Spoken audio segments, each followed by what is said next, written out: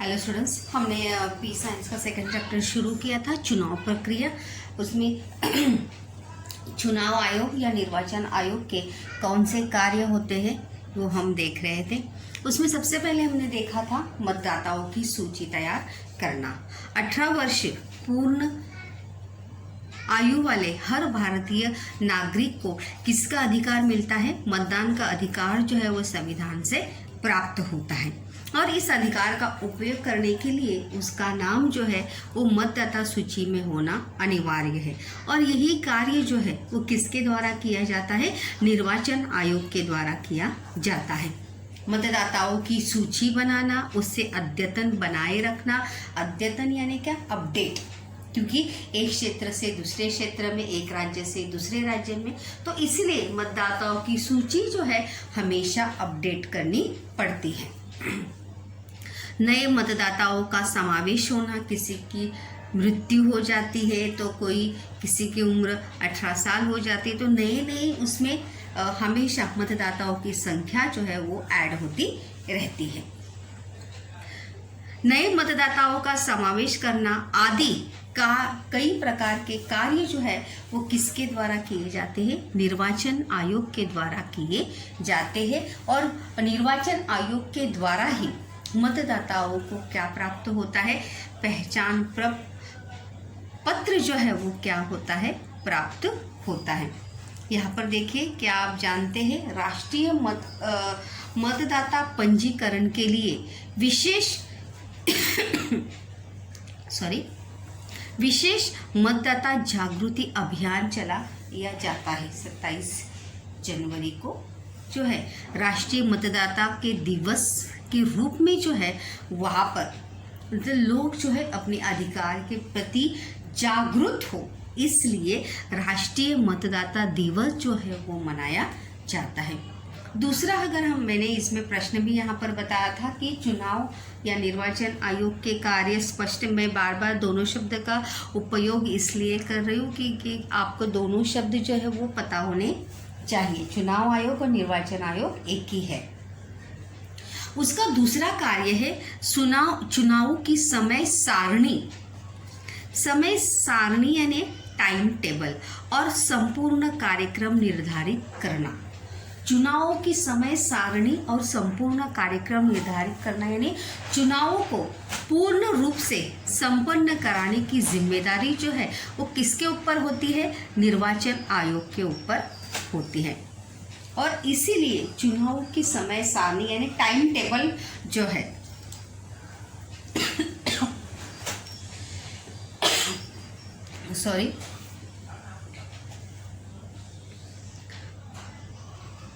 आयोग पर होने के कारण किस राज्य में कब और कितने चरणों में चुनाव कराने हैं, इसका निर्णय जो है वो चुनाव आयोग ही लेता है। प्रश्न भी है असत्य सत्य के लिए कि किसी राज्य में चुनाव आयोग कब और कितने चरणों में लेना है, इसका निर्णय राज्य सरकार द्वारा लिया जाता है। ये विधान क्या है? असत्य है, क्योंकि ये निर्णय जो है किसके द्वारा लिया जाता है? चुनाव आयोग के द्वारा या निर्वाचन आयोग के द्वारा जो है ये निर्णय लिया जाता है।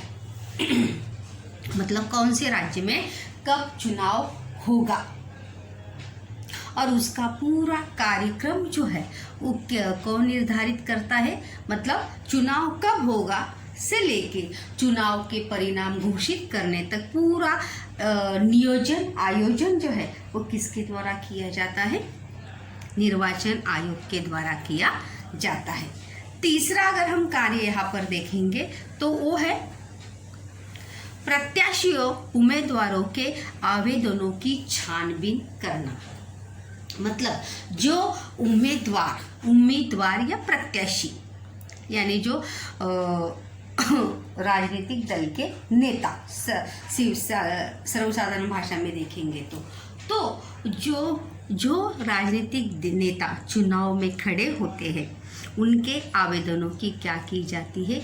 छानबीन। मतलब उनके जो कागज पत्र है उसकी पूरी छानबीन, उसका पूरा विवरण जो है देखा जाता है कि कागज पत्र जो है वो सही है या नहीं।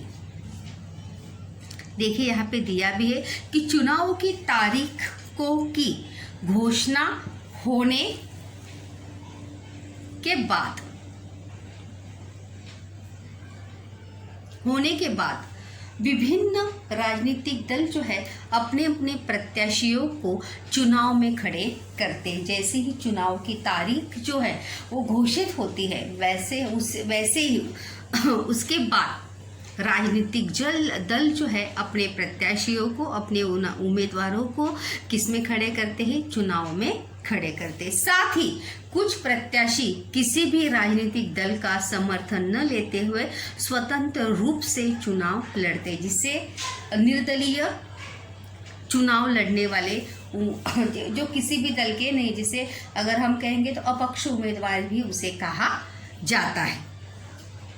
ऐसे निर्दलीय चुनाव लड़ने वाले उम्मीदवारों के साथ साथ सभी प्रत्याशियों को नामांकन पत्र जो है वो भरना पड़ता है। उसकी एक तारीख जो है वहाँ पर घोषित की जाती है कि इस तारीख से लेके इस तारीख तक जो है आप अपने नामांकन जो है, मतलब प्रत्याशियों के लिए, उम्मीदवारों के लिए आप उतने दिनों के अंदर जो है आप अपना नामांकन भर सकते हैं। मतलब चुनाव में खड़े रहने के लिए पहले आपको क्या करना पड़ता है? नामांकन भरना पड़ता है, एक फॉर्म वहाँ पर भरना पड़ता है।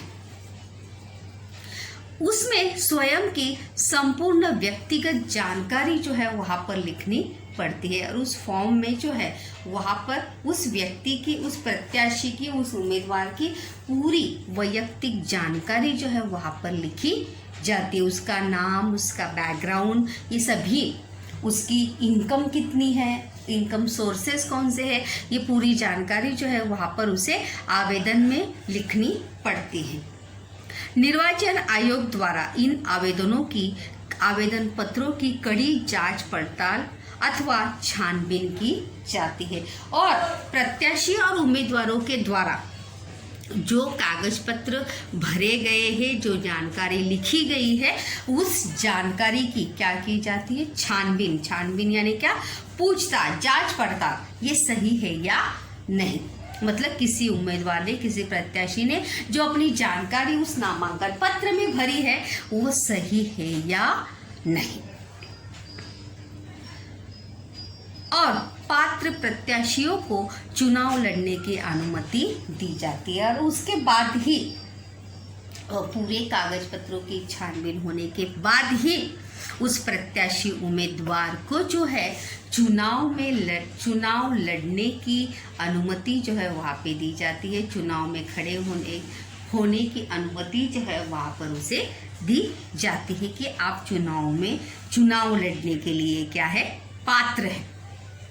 जब ये निर्वाचन आयोग द्वारा घोषित होता है तब उस प्रत्याशी को चुनाव वो लड़ सकता है। ये हो गए तीसरा। चौथा जो है बहुत ही महत्वपूर्ण कार्य जो है वो है राजनीतिक दलों को मान्यता देना। आप अभी आपके मन में भी ये सवाल आता होगा कि ये राजनीतिक दल जो है इन्हें मान्यता कौन देता है?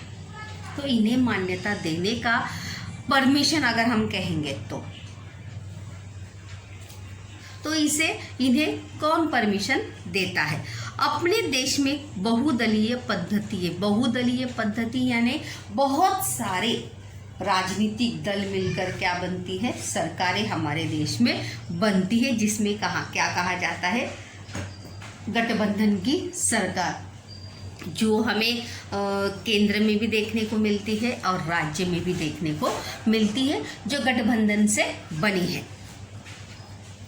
साथ ही नए नए राजनीतिक दलों का गठन होता रहता है। अगर हम आए दिन देखते हैं कि राजनीतिक दल जो है एक दूसरे के साथ क्या करते हैं? हाथ मिला लेते हैं, एक दूसरे के साथ क्या करते हैं?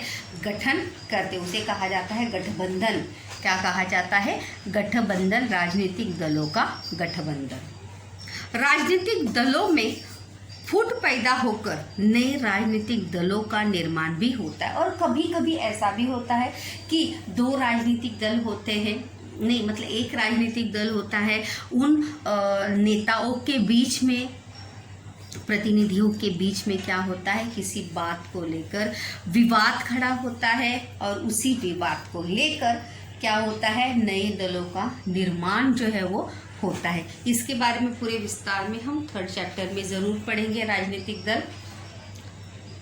लेकिन राजनीतिक दलों की मान्यता जो है वो कौन देता है? चुनाव आयोग, निर्वाचन आयोग जो है वो राजनीतिक दलों को मान्यता देता है। ऐसे सभी दलों को निर्वाचन आयोग की मान्यता लेना जो है वो अनिवार्य है और ऐसे ही सभी राजनीतिक दलों को जो है, भले नए दलों का निर्माण वो आपने किया, एक नई राजनीतिक दल की आपने स्थापना की, लेकिन उस राजनीतिक दल को परमिशन या मान्यता जो है आपको किससे प्राप्त होनी चाहिए? निर्वाचन आयोग से आपको मान्यता जो है वो मिलनी चाहिए। किसी राजनीतिक दल की मान्यता को समाप्त करने का अधिकार भी चुनाव आयोग के पास है। जिस प्रकार से चुनाव आयोग राजनीतिक दल को मान्यता देता है, उसी प्रकार से किसी राजनीतिक दल की मान्यता को रद्द करने का, खारिज करने का, समाप्त करने का अधिकार भी किसके पास होता है? चुनाव आयोग या निर्वाचन आयोग के पास ही होता है। निर्वाचन आयोग राजनीतिक दलों को चुनाव चिन्ह भी प्रदान करते हैं और जो चुनाव चिन्ह राजनीतिक दलों के होते हैं, हम विभिन्न राजनीतिक दल देखते हैं, उनके चुनाव चिन्ह देखते हैं। वो चुनाव चिन्ह जो है उन्हें किससे प्राप्त होते हैं? निर्वाचन आयोग से प्राप्त होते हैं। तो इस प्रकार से 4 कार्य जो है मुख्य रूप से निर्वाचन आयोग के हैं। पहला क्या है, या ध्यान रखिए, एक प्रश्न के 3-4 प्रश्न है इसमें। एक प्रश्न में एक तो है निर्वाचन आयोग के कार्य स्पष्ट कीजिए संक्षेप में, उसी में संकल्पना चित्र पूर्ण कीजिए का भी है, उसी में असत्य कथन का भी प्रश्न है। तो मतदाताओं की सूची तैयार करना बहुत ही सिंपल है, याद रखिए, मतदाताओं की सूची तैयार करना। दूसरा क्या होगा, चुनावों की समय सारणी और संपूर्ण कार्यक्रम निर्धारित करना, मतलब चुनाव की तारीख से लेके चुनाव के परिणाम तक। तीसरा क्या है, प्रत्याशियों के, उम्मीदवारों के आवेदनों की छानबीन करना। उसके बाद चौथा क्या है,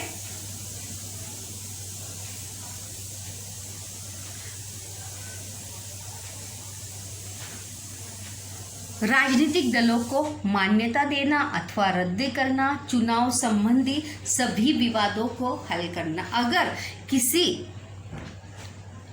परिस्थिति के कारण, एक विशेष परिस्थिति के कारण, किसी वजह से अगर कोई विवाद खड़ा होता है, चुनाव संबंधी कोई विवाद खड़ा होता है, तो उस विवाद को, उस समस्या को हल करने का अधिकार भी किसके पास होता है? चुनाव आयोग के पास ही होता है। और राजनीतिक दलों को चुनाव चिन्ह प्रदान करने का भी अधिकार जो है वो चुनाव आयोग के पास ही होता है। यहाँ पर देखिए,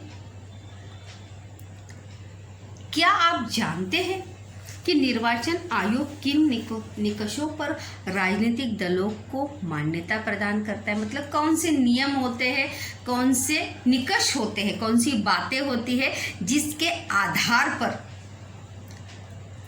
निर्वाचन आयोग जो है राजनीतिक दलों को क्या देता है? मान्यता देता है।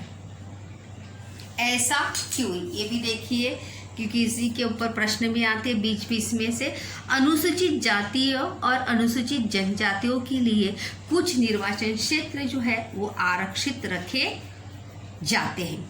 ये हमने जो है संविधान की प्रगति में देखा है कि हर क्षेत्र की, हर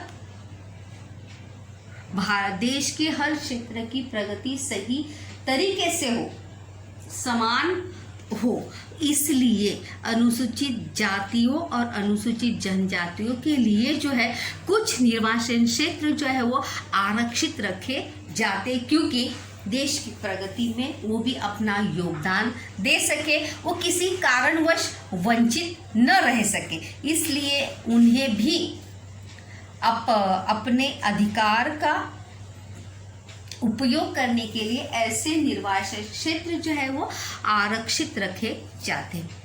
सभी राजनीतिक दलों के अपने चुनाव चिन्ह होते हैं, क्योंकि अगर सबका एक ही चिन्ह होगा तो जब हम मतदान या वोटिंग करने जाएंगे तो हम मतदान कैसे कर सकते हैं। तो इसलिए सभी राजनीतिक दलों के अपने अपने क्या होते हैं, चुनाव चिन्ह होते हैं, जो क्या होते हैं, अलग अलग होते हैं। और उन्हें कौन प्रदान करता है, निर्वाचन आयोग उन्हें देता है।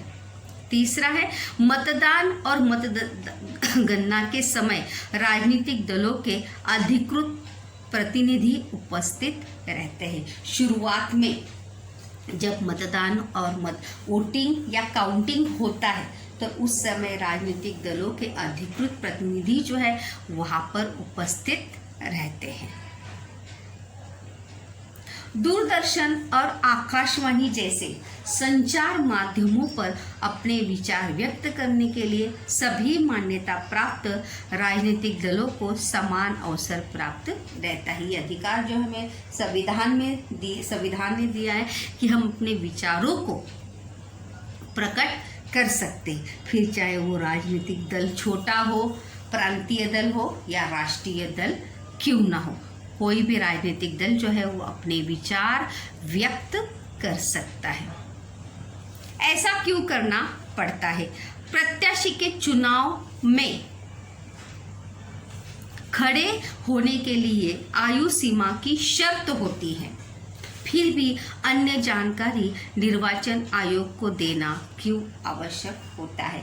प्रत्याशी के चुनाव में खड़े होने के लिए क्या होते हैं, आयु सीमा की एक शर्त होती है, मतलब इतने उम्र से लेके इतने उम्र तक ही प्रत्याशी जो है चुनाव में खड़ा हो सकता है। लेकिन उसके बावजूद भी सभी जानकारी जो है वो किसे दी जाती है, निर्वाचन आयोग को देना जरूरी या आवश्यक होता है, क्योंकि उस जानकारी के आधार पर ही निर्वाचन आयोग ये तय करता है कि ये प्रत्याशी या ये उम्मीदवार जो है चुनाव में खड़े होने पात्र है या नहीं। इसलिए वो जानकारी जो है वो आवश्यक है।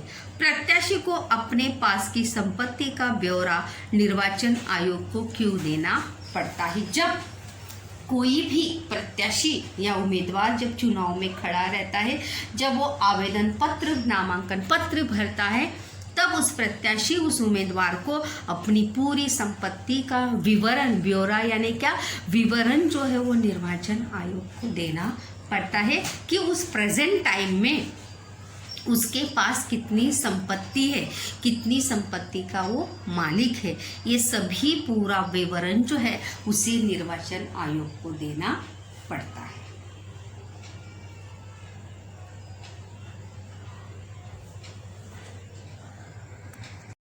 चुनाव आयोग के कार्य में पांचवा कार्य तो हम देखे ही थे, लेकिन फिर भी एक बार फिर से देखिए कि चुनाव से संबंधित विवादों को हल करना। चुनाव के संदर्भ में अगर कोई विवाद छिड़ जाता है, चुनाव से रिलेटेड, चुनाव के परिणाम से रिलेटेड अगर वहाँ पे कोई विवाद निर्माण होता है, ऐसी परिस्थिति निर्माण होती है, तो उसे हल करने की जिम्मेदारी जो है वो पूरी तरीके से या पूरे तरह से किसके ऊपर होती है? निर्वाचन आयोग पर ही होती है। तदनुसार, मतलब उसी के अनुसार किसी चुनाव क्षेत्र में दोबारा चुनाव कराना, प्रश्न भी है कि किसी क्षेत्र में दोबारा, मतलब एक बार होने के बाद फिर से दोबारा चुनाव करवाना या किसी प्रत्याशी को अपात्र घोषित करना जैसे कार्य भी निर्वाचन आयोग करता है। कभी कभी देखो ऐसी विशेष परिस्थिति में दोबारा चुनाव जो है वहाँ पर कराना पड़ता है, मतलब किसी उम्मीदवार की अचानक से मृत्यु हो जाती है, कभी कभी वो उम्मीदवार जो है अपने पद से इस्तीफा देता है, तो ऐसी परिस्थिति में किसी क्षेत्र में जो है दोबारा चुनाव कराना पड़ता है। और ये पूरी जिम्मेदारी जो है किसके ऊपर होती है? निर्वाचन आयोग के ऊपर होती है। उसके बाद का हम टॉपिक स्टूडेंट्स वहाँ पर देखने वाले हैं, वो है निर्वाचन क्षेत्र की पुनर्रचना। प्रश्न भी है यहाँ पर आपको टिप्पणी के लिए, निर्वाचन क्षेत्र की पुनर्रचना। निर्वाचन क्षेत्र की पुनर्रचना करने का कार्य जो है वो किसके द्वारा किया जाता है? चुनाव आयोग द्वारा ही किया जाता है। यहाँ पर अगर हम देखेंगे कि लोकसभा के कुल कितने सदस्य हैं, 543 सदस्य होते हैं। कितने होते हैं, 543। और इन सदस्यों का चुनाव कैसे होता है, प्रत्येक सदस्य एक निर्वाचन क्षेत्र का क्या करता है, प्रतिनिधित्व करता है। अगर हम लोकसभा की बात करेंगे तो लोकसभा में कुल कितने सदस्य होते हैं, जीत कर जाते हैं 543। और हर एक क्षेत्र के लिए, हर एक निर्वाचन क्षेत्र के लिए एक सदस्य होता है। क्या होता है, एक सदस्य होता है जो उस निर्वाचन क्षेत्र का क्या करता है, प्रतिनिधित्व करता है। अर्थात लोकसभा के 543 निर्वाचन क्षेत्र है। कितने हैं, 543। और इन निर्वाचन क्षेत्रों का गठन करने का कार्य जो है चुनाव आयोग की सीमांकन या परिसीमन समिति द्वारा किया जाता है। रिक्त स्थान का क्वेश्चन भी है कि निर्वाचन क्षेत्र की पुनर्रचना का, निर्वाचन क्षेत्र के गठन का कार्य जो है निर्वाचन आयोग की परिसीमन,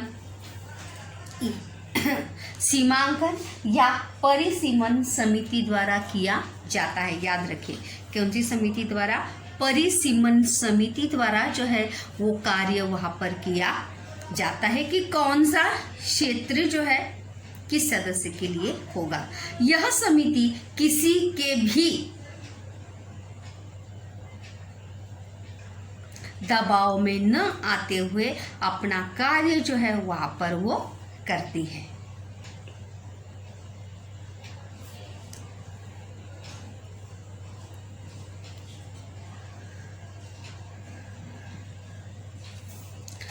यहाँ पर देखिए आप क्या करेंगे, यहाँ पर देखिए कुछ टॉपिक्स आपके जैसे ही बच्चे जो हैं यहाँ पर डिस्कशन कर रहे हैं कि चुनाव आयोग द्वारा घोषित आचार संहिता का पालन सरकार को भी करना पड़ता है। सही बात है, ये विधान सत्य है कि चुनाव आयोग द्वारा आचार संहिता जो है घोषित की जाती है। चुनाव की तारीख जब घोषित हो जाती है उसके एक डेढ़ महीना पहले, 2-3 महीना पहले जो है वहाँ पर आचार संहिता जो है वो लागू की जाती है चुनाव आयोग के द्वारा। और उसका पालन जो है सर्वसामान्य नागरिक को तो करना ही पड़ता है, लेकिन सरकार को भी उसका पालन जो है वो करना पड़ता है। फिर आपके मन में यहाँ पर सवाल है, तो फिर चुनाव आयोग श्रेष्ठ है या सरकार? दोनों श्रेष्ठ है, दोनों अपनी अपनी जगह पर अपने कर्तव्यों का पालन करते, क्योंकि चुनाव आयोग के माध्यम से ही क्या बनती है, सरकार बनती है। सरकार अपने जाके बनाते हैं क्या, चल तू मुख्यमंत्री बन, चल तू पीएम बन, ऐसा कभी भी होता नहीं। तो दोनों अपने अपने जगह पर क्या है, श्रेष्ठ है। ना चुनाव आयोग श्रेष्ठ है ना सरकार श्रेष्ठ है, क्योंकि चुनाव आयोग के माध्यम से ही सरकार बनती है। और सरकार बनती है तभी तो चुनाव आयोग कार्य करता है। यहाँ पर और एक है कि क्या आप करेंगे, मतदान करना आपका कर्तव्य है और दायित्व भी। सही बात है, हमारा एक एक वोट जो है क्या है, अमूल्य है, कीमती है, और ये हमारा कर्तव्य भी है और दायित्व यानी जिम्मेदारी भी है। मनुष्य का स्वभाव होता है, मनुष्य हमारे अधिकारों को भूलता है लेकिन अधिकारों को याद रखता है, लेकिन कर्तव्य या जिम्मेदारी को भूल जाता है। इसलिए हमें अपने कर्तव्य को अच्छी तरीके से, सही तरीके से हमें निभाना चाहिए। इन बच्चों की तरह आपके मन में भी ढेर सारे सवाल वहां पर निर्माण हुए होंगे। यहाँ पर देखिए,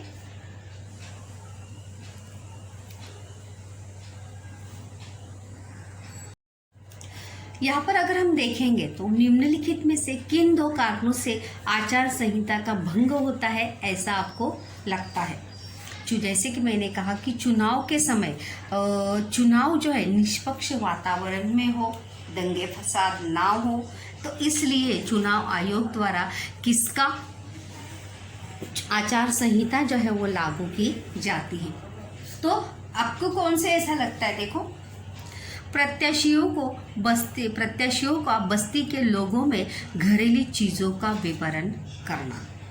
ये भी क्या है, जब आचार संहिता लागू की जाती है तो वहाँ पे चुनाव का प्रचार प्रसार जो है वहाँ पर बंद होता है, तो इसलिए वहाँ पर आचार संहिता का क्या होता है, भंग होता है, आचार संहिता खंडित हो सकती है। दूसरा है चुने जाने पर जल पूर्ति की समस्या हल करने का आश्वासन देना। ये भी क्या है, ये सभी आचार संहिता लगने से पहले ही प्रचार किया जाता है, तो इसलिए ये भी क्या है, आचार संहिता का भंग ही है। घर घर जाकर मतदाताओं से मिलना और जीता देने के लिए प्रार्थना करना भी, ये भी आचार संहिता का क्या है, खंडन है। क्योंकि अगर आचार संहिता लागू की जाती है तो प्रत्याशी जो है, अब एक अगर सर्वसाधारण शब्द एक ही वाक्य में अगर कहेंगे तो आचार संहिता लागू या जारी करने के बाद प्रत्याशी उम्मीदवार जो है अपने प्रचार और प्रसार जो है वहाँ पर कर सकते नहीं। जाति या धर्म की दुहाई देकर समर्थन प्राप्त करना। सर्वसाधारण भाषा में अगर हम देखेंगे तो ये सभी कथन कारण जो है वो आचार संहिता का भंग ही है।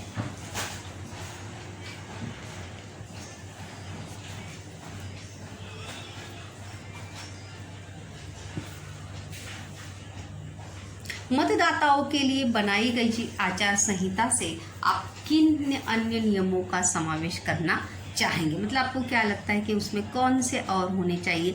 यहाँ पर देखिए, जैसे प्रथम चुनाव आयुक्त जो है वो कौन थे, सुकुमार सेन। भारत के प्रथम चुनाव आयुक्त कौन थे, सुकुमार सेन। उसी प्रकार से भारत के प्रथम मतदाता वो कौन थे, श्याम शरण नेगी। रिक्त स्थान के लिए याद रखिए, अलग प्रश्न भी आ सकता है यहाँ पर टिप्पणी के लिए, कि हिमाचल प्रदेश के निवासी श्याम शरण नेगी भारत के पहले मतदाता बने और 25 अक्टूबर 1951 में, क्योंकि 1950 में भारतीय लोकतंत्र जो है वो जारी हुआ, भारत एक लोकतांत्रिक देश जो है वो डिक्लेयर हुआ, संविधान जारी हुआ, और फिर 1951 में 25 अक्टूबर 1951 में हुए लोकसभा चुनाव में उन्होंने मतदान के अधिकार का उपयोग किया। इसलिए वो पहले क्या है, भारत के पहले मतदाता है, क्योंकि वहाँ पर सबसे पहले मतदान कहाँ पर हुआ था, हिमाचल प्रदेश में ही हुआ था।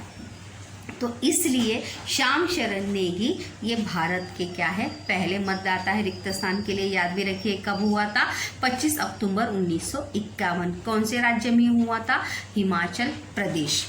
नाम क्या था उनका, श्याम शरण नेगी। तो किसी के भी दबाव में आते न होते तटस्थ रूप से निर्वाचन क्षेत्र की जो है वो वहाँ पर क्या की जाती है, पुनर्रचना वहाँ पर की जाती है। यहाँ पर देखिए चुनाव प्रक्रिया का विवरण यहाँ पर दिया है कि चुनाव प्रक्रिया किस प्रकार से होती है। संकल्पना चित्र जो है वहाँ पर पूछा जाता है। सबसे पहले होता है निर्वाचन क्षेत्रों की निर्मिति। चुनाव के लिए निर्वाचन क्षेत्र तो चाहिए नहीं कि कौन सा सदस्य या कौन सा प्रत्याशी कौन से निर्वाचन क्षेत्र से चुनाव लड़ेगा। तो इसके लिए पहले क्या किया होता है, निर्वाचन क्षेत्र की निर्मिति वहाँ पर की जाती है और वो जनसंख्या के आधार पर होती है। मतदाताओं की सूचियों की निश्चिति कि मतलब हमारे क्षेत्र में या कौन सी निर्वाचन क्षेत्र के मतलब सभी निर्वाचन क्षेत्र की मतदाताओं की सूची जो है वो निश्चित की जाती है। उसके बाद प्रत्याशियों से नामांकन पत्र भरवाना और उनकी छानबीन करना। जो उम्मीदवार जो प्रत्याशी चुनाव में खड़े होने वाले हैं उनके उनसे नामांकन पत्र भरवाए जाते हैं। जैसे मैंने शुरुआत में कहा, एक डेट होती है, उस डेट से लेकर उस डेट तक प्रत्याशी उम्मीदवार को अपने नामांकन भरवाने पड़ते हैं और चुनाव आयोग द्वारा उसकी क्या की जाती है, छानबीन की जाती है। फिर होता है चुनाव प्रचार। फिर क्या होता है, चुनाव का प्रचार होता है। आपने भी देखा होगा कि किस प्रकार प्रत्याशी उम्मीदवार जो है अपने अपने राजनीतिक दल का क्या करते हैं, चुनाव है, मैं ये चुनाव मतलब मैं जीत अगर आप मुझे वोट देते हैं, मैं जीत जाता हूँ तो मैं आपके क्षेत्र में ये करूँगा, ऐसी प्रगति करूँगा, ये सब क्या होता है, प्रचार। उसके बाद प्रत्यक्ष मतदान। फिर आखिर करके मतदान का या वोटिंग का दिन होता है, जिस दिन मतदान होता है। उसके बाद मतगणना यानी क्या, काउंटिंग, कौन से प्रत्याशी को कितने मत मिले, कितने वोट्स मिले। उसके बाद चुनाव परिणाम, कौन जीता, कौन से क्षेत्र से कौन सा उम्मीदवार जीता, चुनाव परिणाम घोषित किए जाते हैं। और फिर चुनाव से संबंधित विवादों का निराकरण। और फिर अगर किसी क्षेत्र में किसी परिस्थिति के कारण, किसी विशेष परिस्थिति के कारण अगर चुनाव से संबंधित अगर कोई विवाद खड़ा होता है तो उस विवाद को क्या किया जाता है, सुलझाया जाता है, उस विवाद का निराकरण किया जाता है। किसके द्वारा, चुनाव आयोग के द्वारा, सरकार के द्वारा नहीं, चुनाव आयोग ही उसका क्या करता है, निराकरण करता है, उस समस्या को हल करता है। इस प्रकार से चुनाव प्रक्रिया जो है वो होती है। याद रखिए, संकल्पना चित्र पूर्ण कीजिए के लिए। आगे का हम चैप्टर पॉइंट देखेंगे, आचार संहिता, जो चुनाव में बहुत ही महत्वपूर्ण भूमिका निभाती है।